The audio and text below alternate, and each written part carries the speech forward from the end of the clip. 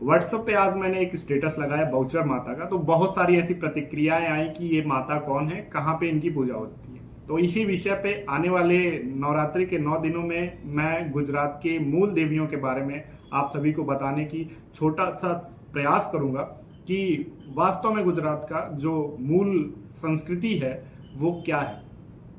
बहुचर माता जैसलमेर जिले के उजाला तहसील में 1309 ईस्वी में बपल दान और माँ देवल के गर्भ से पैदा हुई थी। आप इनकी जो तस्वीर अभी देखेंगे उसमें इनके ऊपरी बाएं हाथ में तलवार है जो सृजन और विध्वंस का प्रतीक है। निचले दाएं हाथ में अभय मुद्रा जो आशीर्वाद जिसके माध्यम से वो अपने भक्तों पर वर्षाती हैं। एक हाथ में शास्त्र है जो ज्ञान का प्रतीक है। एक हाथ में त्रिशूल है जो त्रिकंटक जीवन के तीन बुराइयां हैं उसको निर्मूल करने के लिए हैं। माँ का जो वाहन है वो बहुत विशेष है हम सभी के लिए। वो वाहन मुर्गा है जो सहजता का प्रतीक है, मासूमियत का प्रतीक है। प्रतीक ऐसा है कि माँ दया की किस प्रकार की मूर्ति है कि वो सहज जीवों पे अपनी कृपा बरसाती हैं, उन्हें अभयदान देती हैं। बहुचर माता के पिता बपल दान जी एक प्रसिद्ध कवि थे जिन्हें सौराष्ट्र में जागीर प्राप्त हुई थी। बपल दान जी की जो 8 पुत्रियां थी उनमें बहुचर माता, बूटा, बाला, हीरू, वीरू, खेतु, पातु और रामेश्वरी थी। एक किंवदंती ऐसी आती है कि बपल दान जी की मृत्यु हो जाती है तो जो सौराष्ट्र के सम्राट हैं वो इन तीन बड़ी बेटियों को सुरक्षित करने के लिए उन्हें अपने यहाँ आने का निमंत्रण देते हैं और एक सेना भेजते हैं छोटी सी टुकड़ी की जाओ उनको लेके आओ। वो सेना की टुकड़ी बहुचर, बाला और बूटा को लेके जब वहां से उनके घर से सौराष्ट्र की तरफ बढ़ती है तो चुनवल नाम का एक शहर पड़ता है जहां एक श्रृंखलपुर नाम का एक गांव है। वहां पे बापिया नाम का एक डाकू मिलता है जो उस लश्कर पे हमला कर देता है। ये हमला देखकर वो तीनों लड़कियां डर जाती हैं। चूंकि बहुचर मां चारण समाज से आती हैं तो चारण समाज में आत्महत्या करने की एक प्रसिद्ध परंपरा है जिसे त्रागा कहते हैं। वो स्वतः ऐसी विपरीत परिस्थितियों में फंसकर अपने जान देने की एक विधि है त्रागा, जिसमें अपना ही अंग भंग किया जाता है और आत्महत्या की जाती है। इस त्रागा के माध्यम से उन तीनों देवी स्वरूप कन्याओं ने आत्महत्या की और बापिया नाम के डाकू को किन्नर होने का श्राप दिया।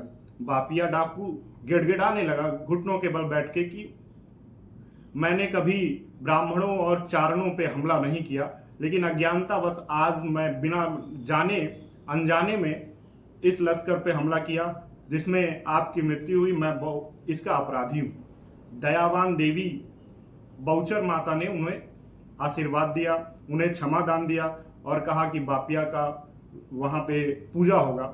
और बापिया जो डाकू था वो एक पूज्य देव के रूप में वहां पे है जिसे किन्नर समाज पूजा करता है। माँ के अलावा जो बहुचर माता की अन्य जो बहन बूटा थी उनका मंदिर अरनेज में आप बूटा भवानी के रूप में जानते होंगे। सीहोर में जो बाला देवी का मंदिर है वो भी बहुचर माता की बहन ही।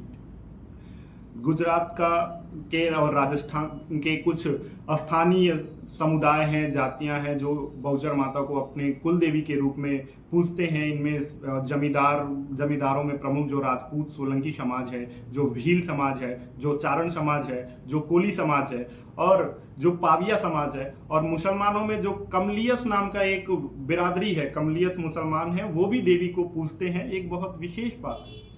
हमारे उत्तर प्रदेश में भी ऐसी एक देवी है, एक जाति समुदाय है जिसमें बेटियां मर जाने पे एक देवी का नाम के रूप में पूजी जाती हैं। उनकी भी सायर देवी के संभवतः उनका नाम है। उनकी भी सवारी मुर्गा है।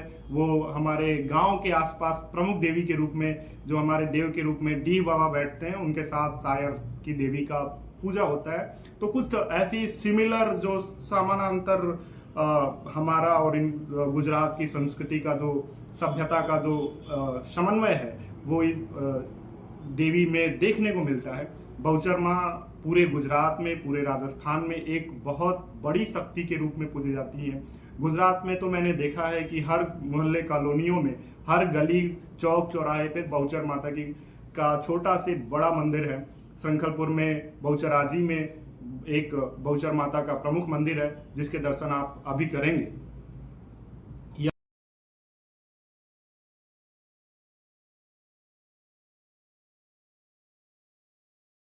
तो ये मेरा पहला प्रयास था जिसमें मैंने बहुचर माता के विराट स्वरूप को बताने का दुस्साहस किया है। एक छोटा प्रयास है, उस काबिल तो नहीं हूं, लेकिन देवी की विशालता के आगे भक्त का समर्पण कह लीजिए। ये जो अभी कैमरे में या फिर वीडियोग्राफिंग में या एडिटिंग में बहुत सारी आपको त्रुटियां मिलेंगी, क्योंकि ये मेरा पहला प्रयास है। अभी कैमरे के साथ उतना रिश्ता नहीं है बन पाया, या फिर पॉडकास्ट कह लीजिए या सीरीज कह लीजिए या ब्लॉग कह लीजिए, उसमें तारतम्य इतना नहीं बन पाया है। इसलिए त्रुटियां मिलेंगी, त्रुटियां क्षम्य हैं। आप इसे जानकारी को और आगे बढ़ाइए, अच्छा लगे तो समर्थन करिए। बहुत बहुत धन्यवाद।